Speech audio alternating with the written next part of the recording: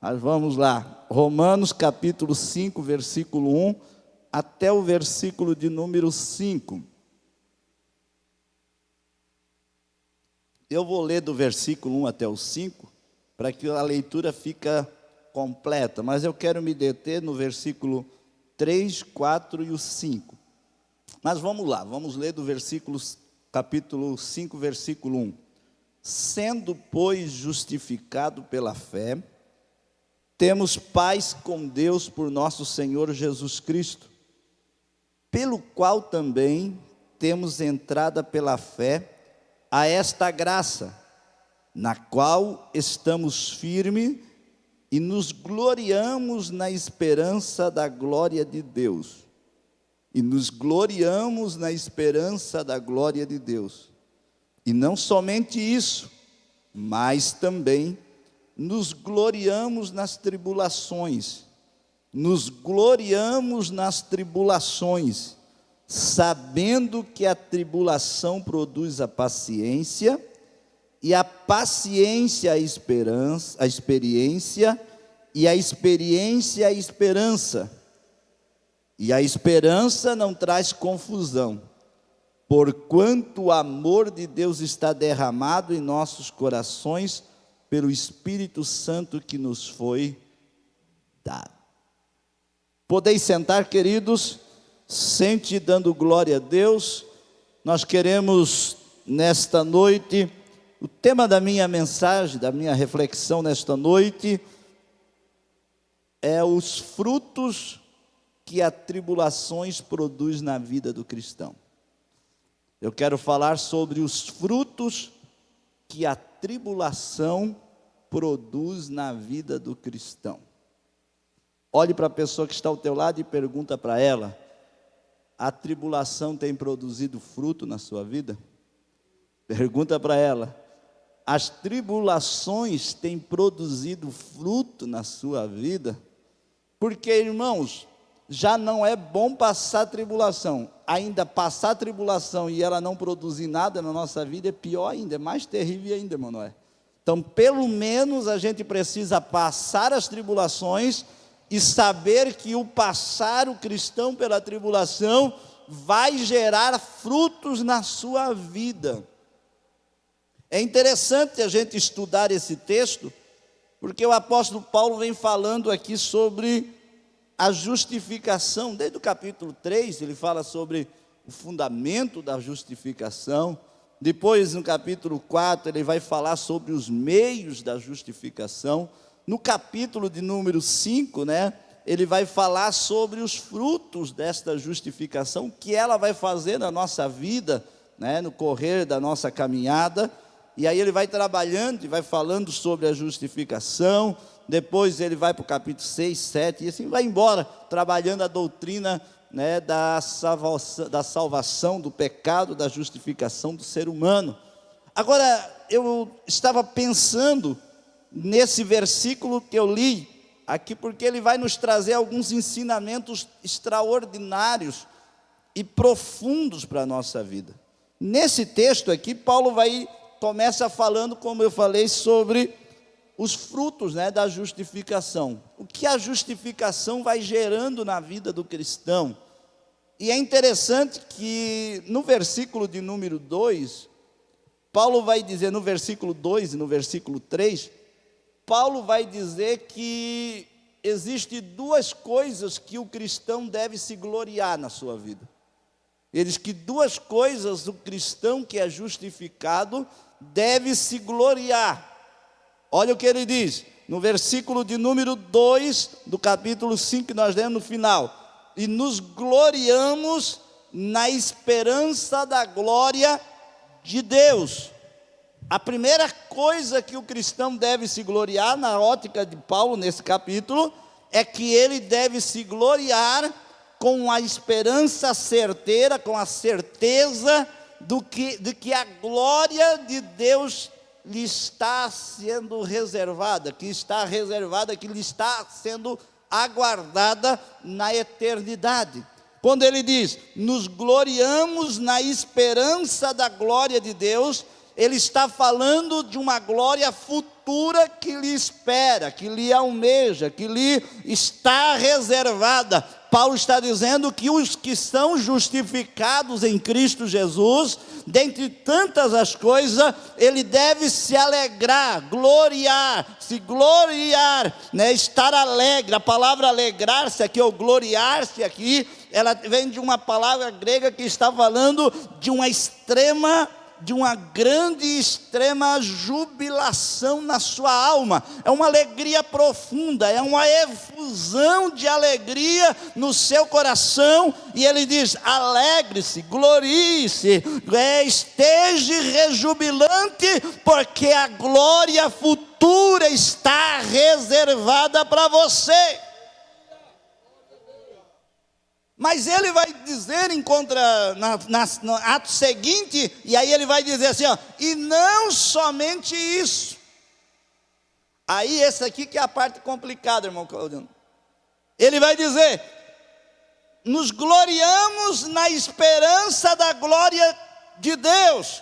E aí ele diz no verso 3, e não somente isso, está lá no texto, né? E não somente isso, mas também nos gloriamos nas tribulações. Então Paulo está dizendo que o crente tem que se gloriar de duas coisas. Primeiro, está na sua mente, e ele está rejubilante de alegria na sua alma, por aquilo que está reservado, pela glória futura na eternidade que lhe está reservada. Mas ele diz assim: não se alegre só pelo que você vai receber, se alegre pelo que você está passando, porque as tribulações que você está passando triunfantemente. Para você receber a glória que lhe está reservada, você precisará passar de maneira alegre, rejubilante, pelas tribulações que lhe estão também reservadas na caminhada. Paulo está dizendo: se alegre pelo porvir, por aquilo que ainda está por vir, mas se alegre por aquilo que você está passando, porque esse que você está passando também é motivo de você se alegrar, de você se regozijar. Paulo está dizendo: se você tem alegria pelo que virá, se alegre pelo caminho que você trilhará para alcançar o alvo. Se o meu alvo, se o teu alvo, se o nosso alvo, se o alvo meu e teu é alcançar, é desfrutar, é receber, é experimentar a glória de Deus que nos está reservada. Jesus, na oração sacerdotal, no capítulo 17, Jesus ora pelos discípulos e diz: Pai, eu oro para que a glória que tu me tem, eu possa repartir com ele naquele dia, eles possam desfrutar, eles possam ver e desfrutar da glória que tu tens reservada para mim na eternidade. E se nós temos essa esperança, se nós temos essa certeza, se temos esse desejo de desfrutar, e a nossa alma rejubila, como foi cantado aqui, como o pastor José disse, que a gente não conhece o lado de lá, que a gente não imagina como é que é o céu na sua plenitude, que a gente só tem vislumbre do que é a eternidade, e nós já desejamos ir para lá, nós já almejamos ir para lá, nós já desejamos ir para lá. O céu é o nosso alvo. Mas se nós nos alegramos com o alvo, que é a glória de Deus na eternidade, Paulo está dizendo que nós precisamos também nos alegrar pelos meios que nos conduz para a eternidade. Porque muitas vezes o cristão não consegue entender o processo que Deus usa para nos levar para a eternidade. O cristão, muitas vezes, moderno, não consegue dimensionar o que é e como passar, e por que passar, e por que está passando pelas tribulações e provações nas nossas vidas. Sabe que isso é interessante? Por quê? Eu marquei aqui que Paulo vai dizer que tanto a tribulação presente como a glória futura é motivo de nos rejubilarmos na presença de Deus? A minha pergunta é: estamos com o coração alegre em meio às tribulações da vida? Estamos com o coração rejubilante em meio às tribulações que passamos e dificuldade? Eu estava pensando nessa tarde, desde ontem, quando eu comecei a pensar nesse texto que me veio ao coração, eu comecei a imaginar o que Paulo queria dizer com esta tribulação. Que tribulação é essa que Paulo diz que nós devemos nos rejubilar? A palavra tribulação aqui, é uma palavra grega que significa estar sob pressão. É o ato de pressionar, é o ato de imprensar. A ideia aqui é usada no sentido, a palavra tribulação aqui, ela tem um sentido daquela pressão que se fazia para esmagar a uva com os pés para soltar o suco. É como se pegar a azeitona e moer a azeitona, espremer a azeitona para tirar dali o azeite. Paulo está dizendo: tende grande gozo, grande alegria, regozije-se quando você for espremido, quando você passar por aperto, por atos de pressionar a sua vida, porque dali vai sair resultado, vai ter fruto. Quando você pega a azeitona e coloca ela na prensa e começa a pressar, aquele processo é a tribulação para aquela azeitona, mas o processo de espremer a azeitona vai dar resultado, vai sair o azeite que vai gerar tanto remédio, vai gerar alimentação, e vai gerar iluminação, e vai gerar unção para todas as áreas. Sabe o que eu quero dizer? O processo de tribulação que o cristão passa, que é lhe oprimir, que é muitas vezes lhe apertar, que é um processo de nos espremer, é dolorido, é difícil o modo de Deus trabalhar pela tribulação, mas fica tranquilo, porque ela vai gerar resultado, ela vai gerar resultado e frutos extraordinários na nossa vida. Era o ato de esmagar a azeitona. Era o ato de esmagar, de amassar a uva. E pasmem os senhores, que amassar a uva era amassado no lagar e era amassado com os pés. O ato de amassar uva não era com as mãos. O ato de amassar uva para sair o suco, para sair o mosto, era dentro do lagar. E o lagar era tipo um coxo de pedra, onde a uva era colocada. E ali com os pés, as mulheres iam amassando e o pisoteando. E não é fácil ser pisado. Não é fácil ser amassado.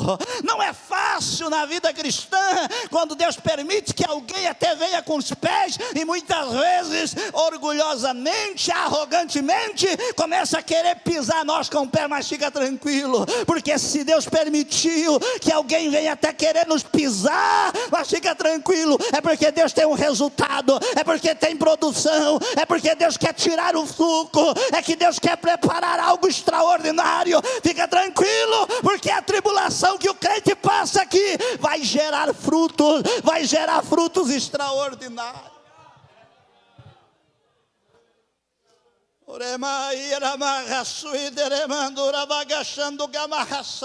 Mas eu achei interessante que a palavra tribulação aqui, além de ser o ato de espremer, além de ser o ato de imprimir força, de esmagar, no sentido de amassar a uva, no sentido de espremer a azeitona.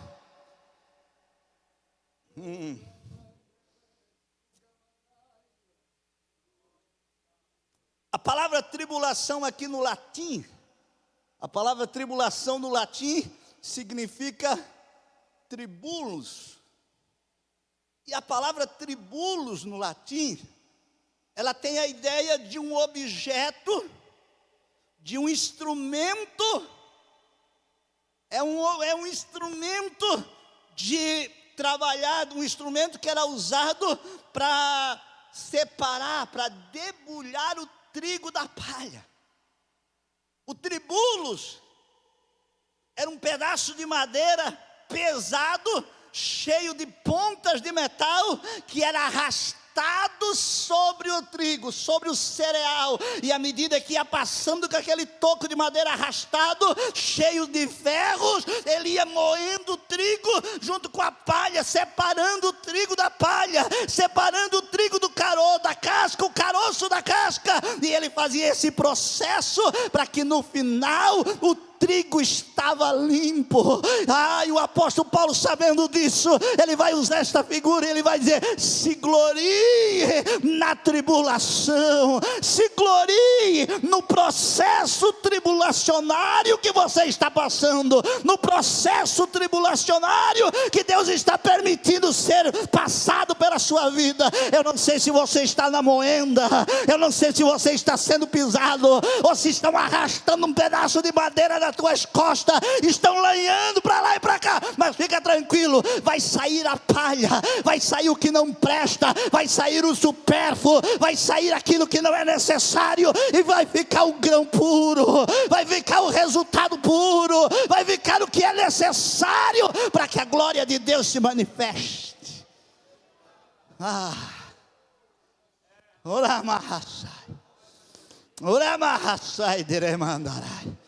O processo da tribulação na vida do cristão é doloroso, não é fácil.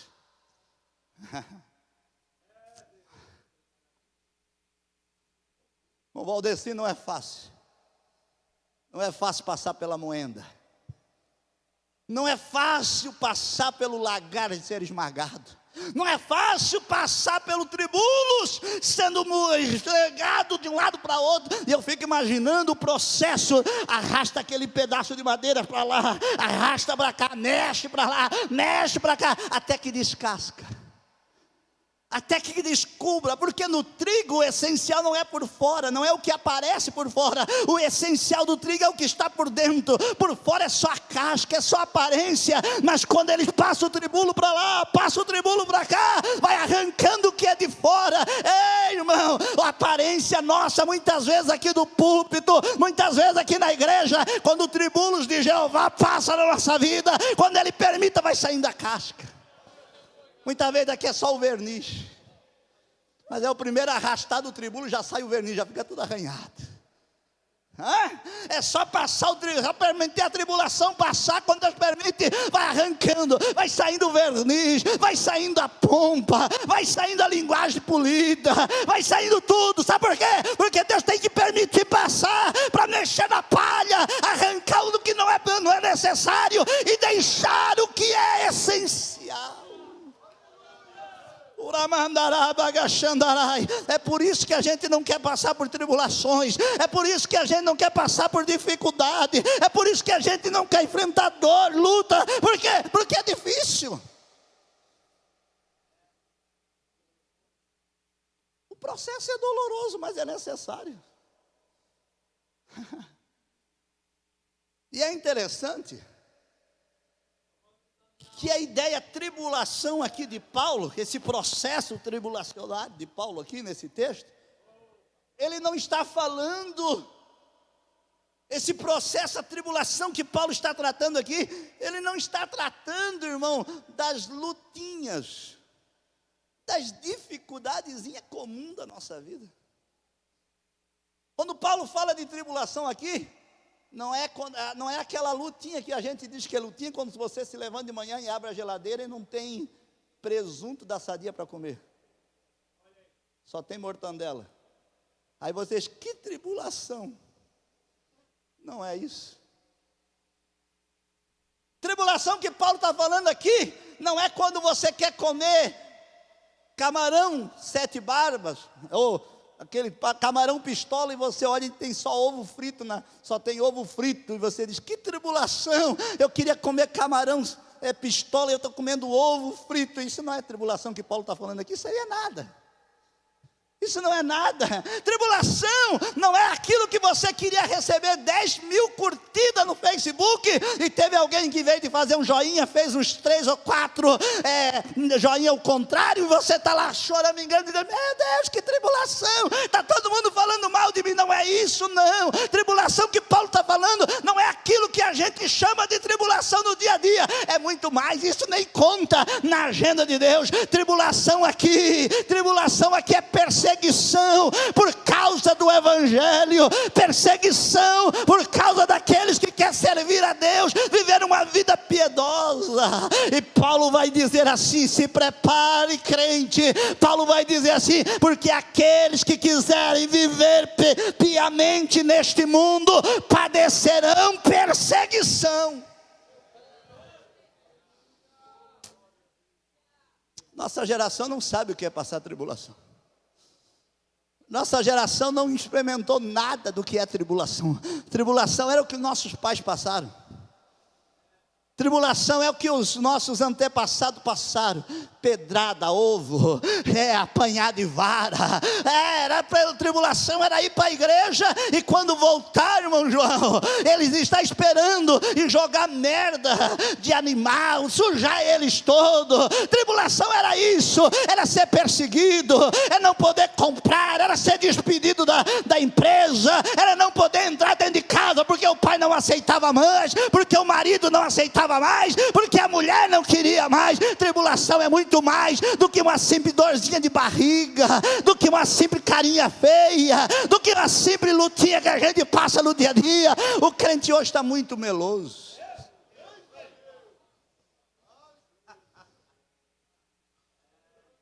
A nossa geração está muito melosa.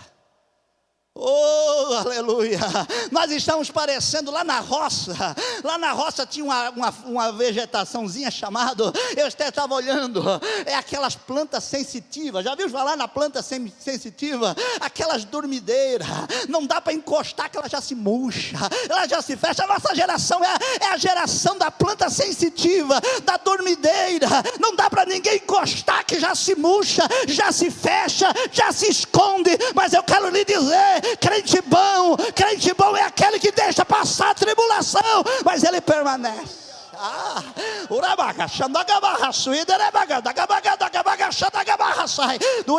Eu sinto a presença de Jeová aqui nesta noite. A nossa geração é a geração daquela vegetaçãozinha dorminhoca. É a geração de crente bebelô. É a geração de crente cristal. Fica só na prateleira, porque se usar direto quebra.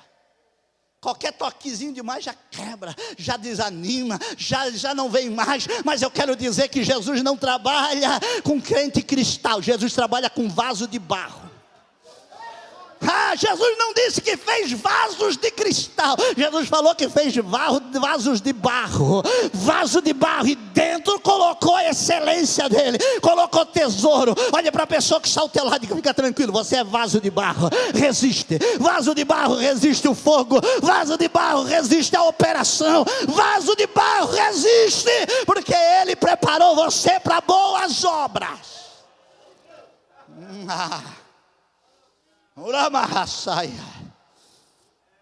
Meu Deus, já foi, não deu nem para sair da arrancada. Só estou passando o tribulo ainda, nem comecei a dar fruta ainda. Não comecei nem a mostrar o primeiro fruto do que é receber o tribulo nos lombos. Mas vamos lá que o negócio vai ficar bom.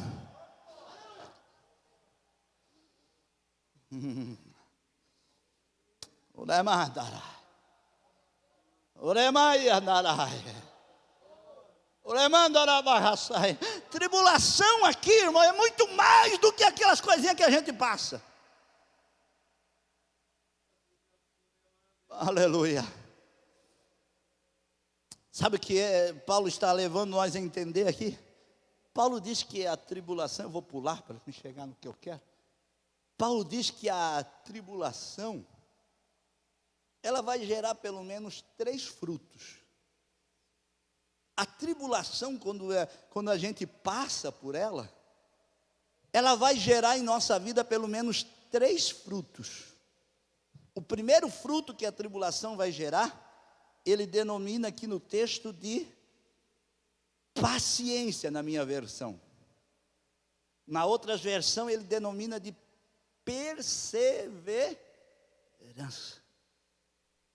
É só a tribulação que tem o poder de gerar perseverança na nossa vida. Paulo vai dizer: nos gloriamos nas tribulações, sabendo que a tribulação produz paciência. E a palavra paciência no grego aqui é ruponomes, que significa paciência triunfadora. Paciência triunfadora. Não é aquela paciência morta. Sabe aquele camarada paciente que a gente diz: está morrendo. Olha, está pegando fogo na casa, tá bom, vai vir uma chuva, vai apagar. Não é essa paciência que Paulo está falando. Sabe aquela paciência que deixa a gente nervoso de ver alguém com paciência? Não, não é esse tipo de paciência. O que Paulo está dizendo aqui, que a tribulação vai gerar em nós, é uma paciência triunfadora, é uma persistência. Isso aqui é extraordinário. O que Paulo está dizendo aqui, o fruto que a tribulação vai gerar no cristão genuíno, justificado, e recebeu a graça de Deus, o cristão vai gerar nele, a tribulação vai gerar nesse cristão é a perseverança. E o que é perseverança, pastor Adriano? Perseverança é a capacidade de não desistir diante das adversidades da vida.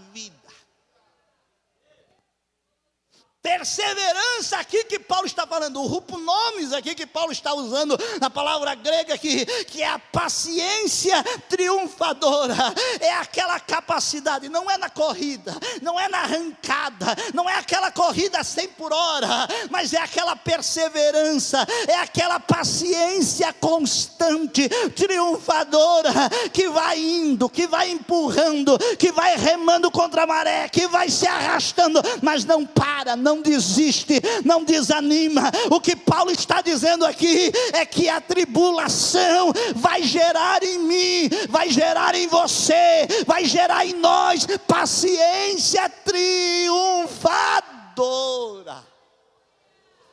Coloca ali para mim no quadro, Mateus capítulo de número 13, coloca ali para mim por gentileza. Mateus capítulo de número 13, versículo de número 5 e o versículo 6, e depois nós vamos para o 20 e o 21. Mateus 13, 5 diz: e outra parte caiu em pedregais, onde não havia terra bastante, e logo nasceu, porque não tinha terra profunda. Grave isso, versículo 6. Mas vindo o sol, queimou-se e secou-se, porque não tinha raiz. Agora versículo 20 e o versículo 21, Jesus vai explicar o que é esses dois versículos. Continua lá, versículo 20 diz: o que foi semeado entre os pedregais é o que ouve a palavra e logo recebe com alegria, mas não tem raiz em si mesmo, antes é de pouca duração, e chegada a angústia. A palavra angústia ali, se você for no grego, é a mesma palavra de tribulação aqui de Romanos, capítulo de número 5 e versículo 3, Jesus disse, chegada a angústia, nessa versão ali é angústia, mas a palavra angústia ali é tribulação. Chegada ao aperto, chegada à pressão e à perseguição por causa da palavra, logo se ofende. Sabe o que Jesus está falando aqui? É a parábola das sementes, 4 tipos de solo: o solo raso, o solo pedregoso, o solo espinhoso e o solo produtivo. O solo raso O solo raso é o solo duro, à beira do caminho, não penetra, é duro, não aceita a palavra de qualquer jeito, a palavra cai, mas não penetra. É o solo raso, é o coração duro, não entra a palavra. Mas o solo pedregoso, o que é, pastor Adriano? O solo pedregoso é o solo superficial. É o coração emotivo, é o coração superficial. É aquele coração que se emociona fácil, se arrepia rápido, né? Qualquer coisinha, estou sentindo e ele já se arrepia. Qualquer porta de vento que abre, passa por ele já acha que é o Espírito Santo, já sopra na canguta, já dá um arrepio, ele já se empolga todo. É o crente superficial, é aquela semente que brota rápido, ele se alegra rápido. Volta o versículo antes. É o que semeia em terra pedregosa, é que ouve a palavra e logo recebe com alegria. Mas alegria, emoção, irmão, não resiste. A emoção, irmão, não resiste crente na tribulação. A emoção é bom, é maravilhoso, é bom se alegrar, mas só alegria superficial não é o suficiente para o crente aguentar o tribulo no lombo. O amassar do lagar, o pisotear, o amassar da azeitona não resiste. O coração superficial, emotivo, ele se alegra rápido, a palavra entra, ele chora, ele se alegra. E é bom, é necessário isso. Mas isso não é o tudo da vida cristã. O que faz a gente vencer e resistir às horas difíceis é a raiz. Versículo seguinte diz, versículo 21, mas não tinha raiz em si mesmo. O que a gente vê de crente emotivo, o que a gente vê de crente superficial, se alegra, alguém vem aqui e fala uma frase de efeito, ele falta só virar calhambota no banco. Mas no outro dia você encontra ele está jogado na sarjeta. No outro dia você encontra ele está lá embaixo. Por quê? Porque é superficial, não tem raiz profunda, não tem raiz, é de pouca duração. Cresce rápido, por quê? Porque a terra no meio das pedras é como um viveiro de planta. Quando você vai semear, você não semeia, dependendo do tipo da semente, você não semeia ela no meio do solo qualquer, porque ela morre no meio das outras vegetações. Então você semeia ela num viveiro. Pouco sol, pouca chuva, bem cuidadinho, água certinha na hora certa. Só que se você pegar uma planta dessa e deixar ali no viveirinho, ela não vai dar fruto, vai morrer. Por quê? Porque ela vai chegar uma hora que ela precisa ter raízes. E raízes tem que ser em terras profundas. O cristão é do mesmo jeito. Não dá para criar ele dentro de uma redoma de vidro, à prova de tribulação, à prova de prova, de luta. Não dá para criar dentro de um viveiro espiritual, aonde o pastor está jogando água na hora certa. De manhã cedo, o pastor manda uma mensagem positiva para ele. Ele faz uma oração para ele. Termina antes do almoço, ele precisa receber da irmã do círculo de oração uma mensagem de incentivo, porque senão ele já não come direito, nem consegue dormir depois do almoço. Ao entardecer, a mulher do pastor presidente tem que ir lá passar a mão na cabeça dela, para que ela consiga dormir o sono do justo. Se não acontecer, não consegue. Não, o crente não consegue. Esquece disso, isso não é evangelho, isso é outra coisa por aí que eu não sei nem o nome. O evangelho é semente em terra dura, é semente em terra profunda, que o crente firma a raiz. Tem dia que não tem ninguém passando mão na cabeça, pelo contrário, tem gente dando paulada no lombo. Não te engane com o evangelho, porque o evangelho não é dentro de uma redoma de vidro. O evangelho é quando você começar a produzir fruto, te prepare para a paulada. Prepara para a pedrada, porque as boas árvores que dão mais fruto é a que mais paulada levou. Pega um pé de jabuticaba lá, minha sogra tinha um pé de jabuticaba lá na casa dela, que não produzia nada, lembra minha sogra? Não produzia nada, cheio de galho bonito desse tamanho. E aí um dia eu falei com o irmão lá, do irmão Silvino, lá que é floricultor, eu disse, irmão Silvino, dá um adubozinho para mim botar lá no pezinho de jabuticaba que a minha sogra tem lá, coitada, não produz nada. Ele disse, meu pastor, não é adubo que ela precisa.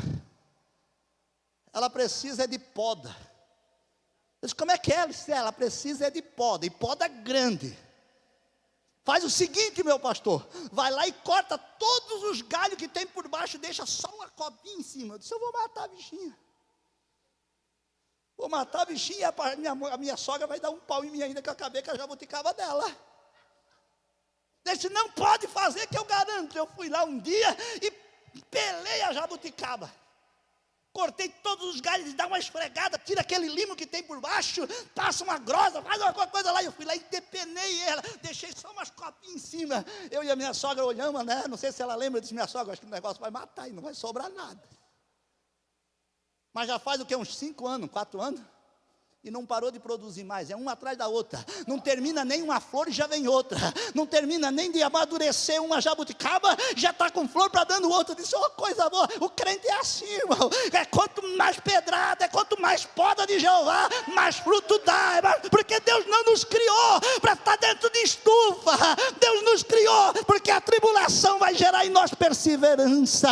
Perseverança, perseverança, perseverança. Olha para o irmão que está ao teu lado e diga, você vai resistir. Esta luta vai lhe dar resistência, vai lhe dar firmeza.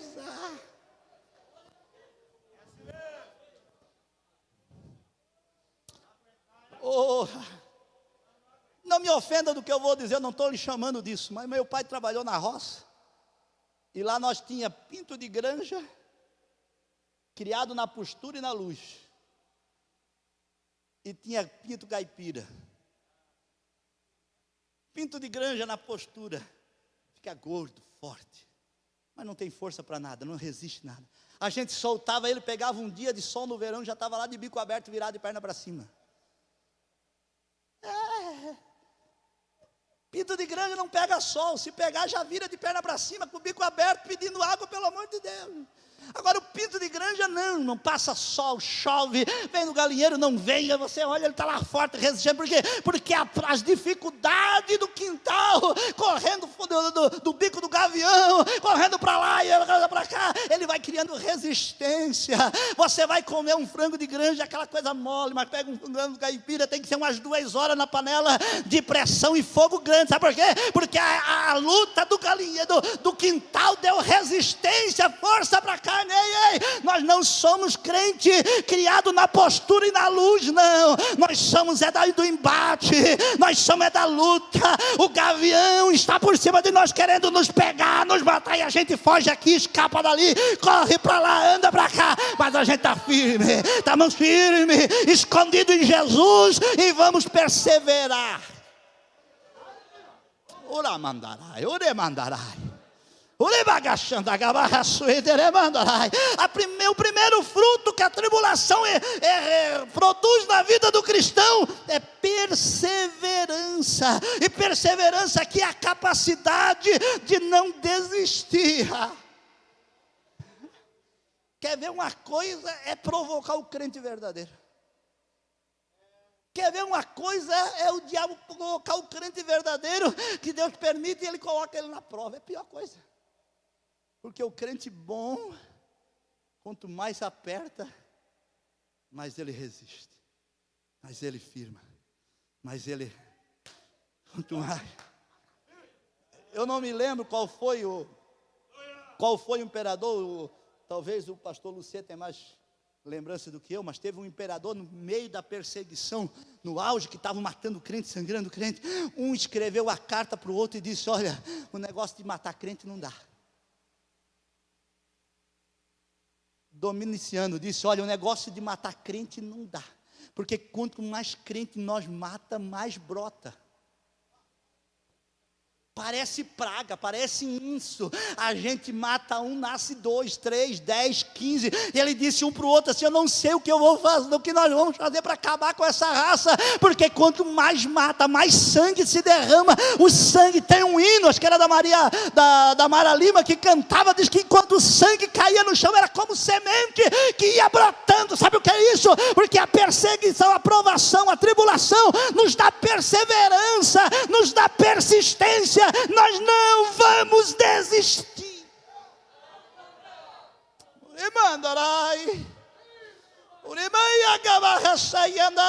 O apóstolo Paulo disse em primeira, coloca ali para mim, Romanos capítulo 8, versículo 35 a 39, coloca ali para mim, meu filho, coloca ali, Romanos 8, 35 e 39, Paulo escrevendo diz assim: quem nos separará do amor de Cristo?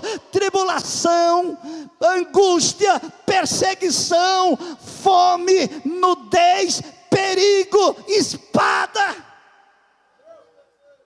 Nem alguma outra, nenhuma profundidade, nem alguma outra criatura nos poderá separar do amor de Deus que está em Cristo Jesus nosso. Ele já pulou direto para o 39, não deixou nem eu ver o 37 e o 38. Mas irmãos, o que o texto está ali, bota ali o 37 para mim, o 36, 37 ali para mim, o 36, coloca ali para mim rapidinho, mas ali isso, como está escrito: por amor de ti, de amor de quem? Por amor de Jesus, somos entregues à morte todos os dias, somos reputados como ovelhas para o matadouro, versículo 37, mas em todas essas coisas, somos mais do que vencedores, por aquele que nos amou.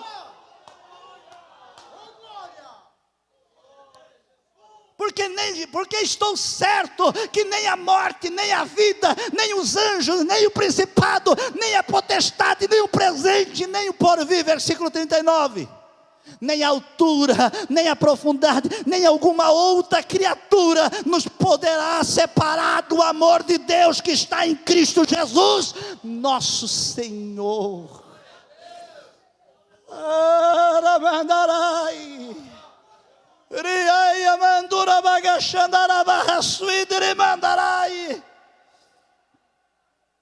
Sabe o que Paulo está dizendo ali? Paulo está falando nesses 4 versículos, pelo menos de 3 coisas que o cristão verdadeiro enfrenta e não desiste. Primeiro é a circunstância, as crises que podem gerar morte, perseguição, espada. Depois Paulo vai dizer ali das circunstâncias adversas da vida que surge, as crises da vida que surge, fome, nudez. Mas ele vai dizer, se as circunstâncias que podem gerar morte não nos param, se as circunstâncias adversas ao nosso redor, fome, nudez, não nos para, ele diz, nem as potestades, nem os seres angelical, nem bom e nem ruim, ele diz, nem os anjos, e nem os principados e potestades, nada,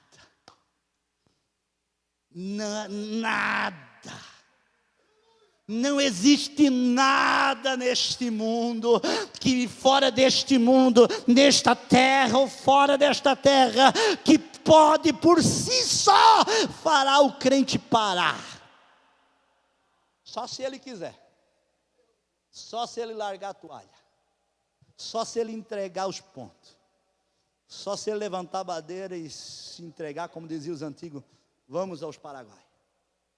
Aí, agora enquanto ele estiver ali perseverante, lutando, pode vir paulada de um lado, pode vir luta, pode vir fome, pode vir nudez, pode vir perseguição, pode vir espada, pode vir anjo, potestade, tribulação, pode vir o que for, o crente leva, não porque ele é bom, não porque ele está força em si mesmo, porque é aquilo que está com ele, porque aquele que está com ele é maior, aquele que está com ele é vitorioso. Jesus olhou para os discípulos e disse assim, meus filhos, no mundo tereis aflição, mas tende bom ânimo, porque eu venci. Irmão, ele disse, tenho de bom ânimo porque eu venci. E se Jesus venceu e Ele está na nossa vida, Ele vai nos dar condições de nós vencer, Ele vai nos dar condições de nós passar, Ele vai dar condições para a gente passar, irmão. Então fica tranquilo, porque essa tribulação, essa luta que você está passando, pastor, vai me matar? Nada, vai dar resistência. Pastor, eu vou morrer? Vai morrer nada, irmão, porque crente não morre fácil. Crente não morre fácil. Crente é vaso de barro, e vaso de barro é ruim de se quebrar, não é fácil quebrar não. Fica tranquilo que crente não é vaso que quebra fácil. Ele quebra, rola para lá, rola para cá, e Jesus vai dando resistência. Só quebra a hora que Ele quer. A hora que Ele quer não tem jeito, mas a hora enquanto Ele não quiser, a gente vai passando, vai vencendo. Sabe por quê? Porque a tribulação vai gerar em nós perseverança. O que é a perseverança? Perseverança é a capacidade de não desistir diante das adversidades.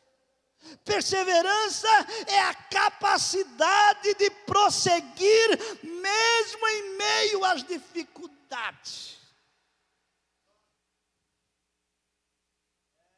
Sabe o que é perseverança? É a capacidade de prosseguir mesmo em meio às dificuldades. Não tem jeito, parece, de prosseguir, mas ele vai e prossegue. Não tem jeito de andar, mas ele vai e prossegue. Coloca para mim ali para nós encerrar. Depois eu vou falar dos outros 2 frutos, mas vamos ficar só nesse para nós orar. Coloca ali para mim, Atos capítulo 14, versículo 19, 20 e 21. Coloca lá, Atos capítulo 14. O crente é tremendo. O crente é extraordinário.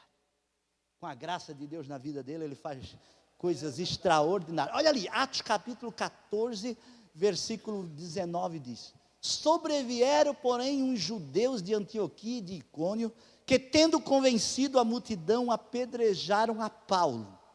Apedrejaram quem? Apedrejaram quem? Estão acordados aí ainda? Apedrejaram quem? Paulo. E o arrastaram para fora da cidade, cuidando, volta ali meu filho, cuidando que estava morto. Bom, tu já parou para pensar nisso aqui, irmão? Não foi uma pedra, foi pedradas e mais pedrada. Não foi uma, não foi uma pedra que deram lá na unha da irmãzinha e arrancou a unha postiça. Não foi isso. Desculpa quem usa a unha postiça, mas não foi uma pedrada que acertou a unha postiça. Apedrejaram a ponto de achar que ele tinha morrido.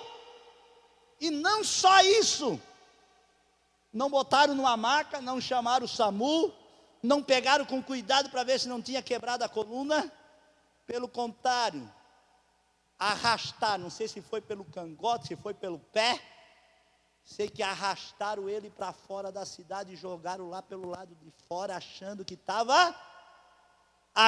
estava morto. Versículo seguinte, muda lá para mim. Versículo 20, volta. Mas, rodeando os discípulos, levantou-se, entrou na cidade. Eu nunca mais botava o pé naquela cidade. Se eu sobrevivesse depois de uma pedrada daquela, se eu sobreviver depois daquilo ali, eu ia para o hospital, ia para fazer algum lugar, mas ele levantou dali todo apedrejado, todo arrebentado, entrou no dia seguinte, saiu com Barnabé para, versículo seguinte, e tendo anunciado o evangelho. Isso aqui eu não consigo entender. Isso aqui é para crente extraterrestre. Isso é para outro tipo de crente que não tem mais na nossa geração.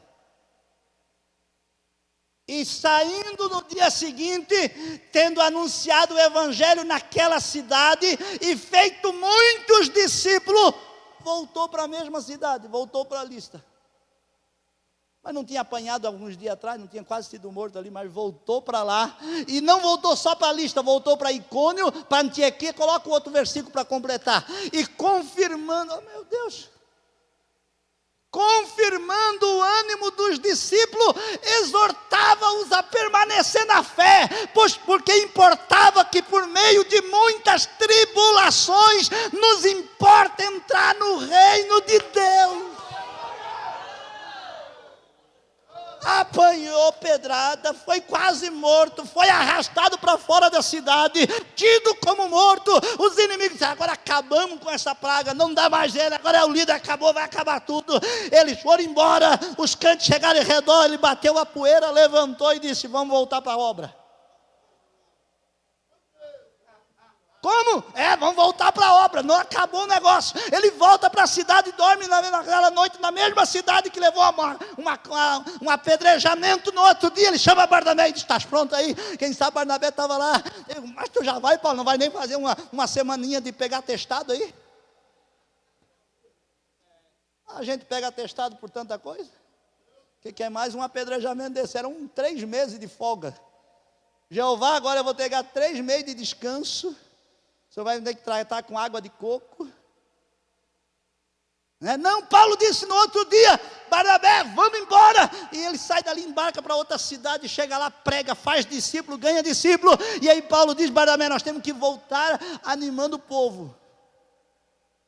Vamos renovar a fé. E aí ele volta pelas cidades, confirmando o ânimo dos discípulos e exortando a permanecer na fé. Ele voltava e dizia: meu filho, como é que está a tua fé? Permita, pastor, como é que está a tua fé, meu filho? Está querendo desanimar? Não desanima, meu filho, porque importa, que não importa, que ainda que seja por meio de tribulação, meu filho, tribulação ali é a pedrada mesmo, é o pau no lombo, é chicoteado, é o tribulo. Eles: não importa, meu filho, o que importa é que por meio das tribulações que a gente passa aqui, a gente vai conquistando o reino, em meio às lutas, em meio às dificuldades. Meu filho, ele passava para um e quem sabe encontrava um desanimadozinho, dizia: Paulo, eu não vou mais, não está mais, está muito grande a perseguição na minha casa, na minha família, na sociedade. Ele: fica tranquilo, meu filho, eu passei, tu me viu o que acontecia aqui nesta cidade, tu viu que eu fui jogado para fora da cidade como morto, cheio de pedrada, mas olha, eu aqui estou animado, estou com ânimo. Vamos, meu filho, vou orar por ti, Deus vai renovar a tua fé. E ia de cidade em cidade, de cidade em cidade, de cidade em cidade.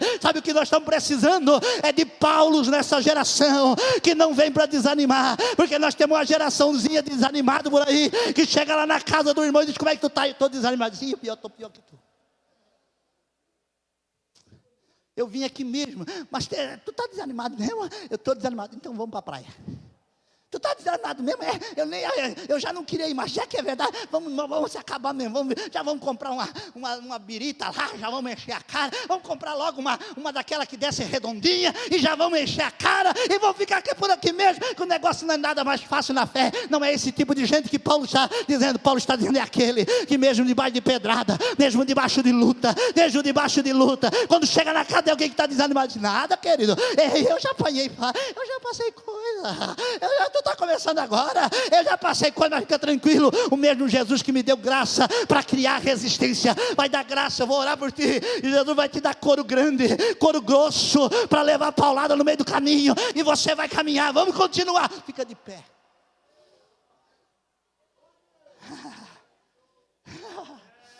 Eu sinto uma graça aqui nesta noite, que a minha vontade é pregar até a meia-noite, ficar só eu, que vocês iam tudo embora mesmo, né?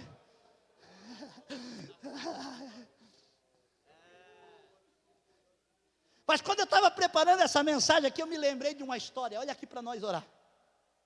Eu me lembrei de uma história, que um exército estava na guerra, e a guerra se apenhou, ficou difícil, a guerra ficou tão renhida, que o capitão da guerra disse: chama o moço da trombeta.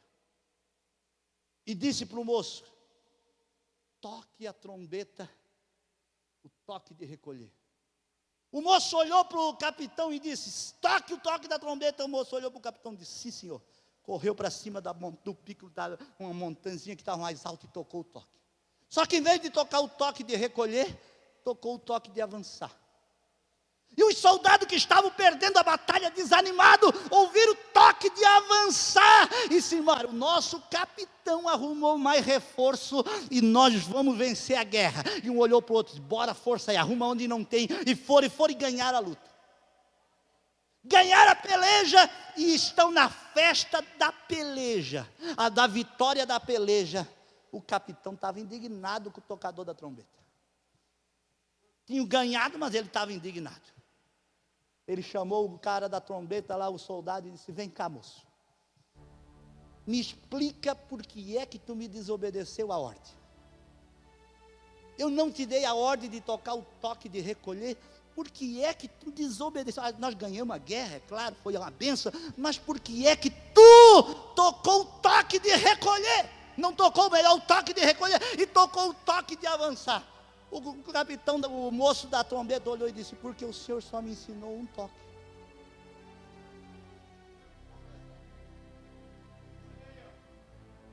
Eu não sei tocar outra coisa, o Senhor só me ensinou esse. O Senhor só me ensinou o toque de avançar. A hora que o Senhor me ensinar o toque de recolher, eu toco. Por enquanto eu só sei tocar o toque de avançar. O mestre nosso, irmão, não nos ensinou o toque de voltar, de recolher, de recuar. O toque que Jesus nos ensinou é perseverança, é persistência. Está difícil, mas não existe toque para a igreja de recolher. Recue, volta, desanima, para. O toque que o Senhor dos exércitos nos ensinou é para avançar, é para avançar, é para avançar. Está mais difícil, mas vai. Quem recebeu esta palavra, dobra o joelhinho aonde você está, porque Deus no meio da tribulação nos dará perseverança.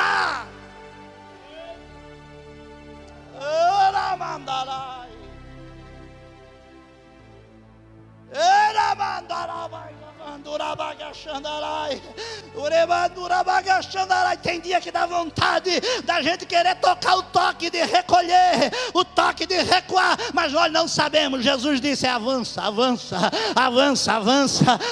mais um pouquinho, vai mais um pouquinho, meu filho, o céu é logo ali. Você não é como aqueles que retrocedem,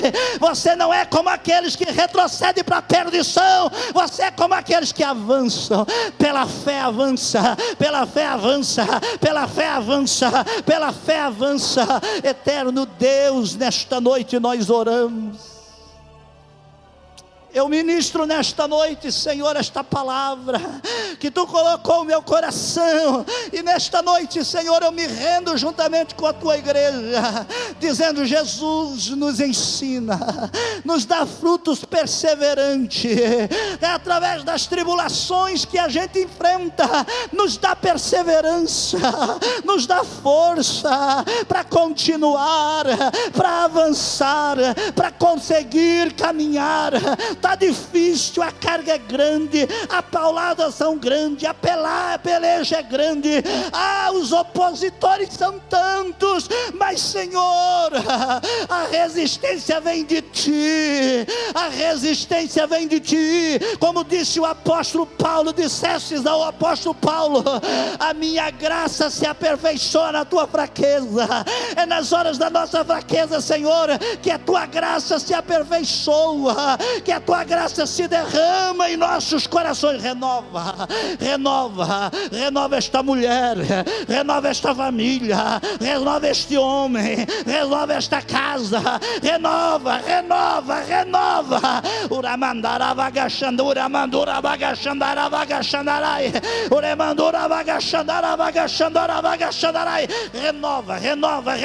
Esta noite é noite de renovo. Esta tribulação vai colocar para cima. Esta tribulação vai produzir perseverança, vai produzir paciência triunfadora. Recebe graça de Deus.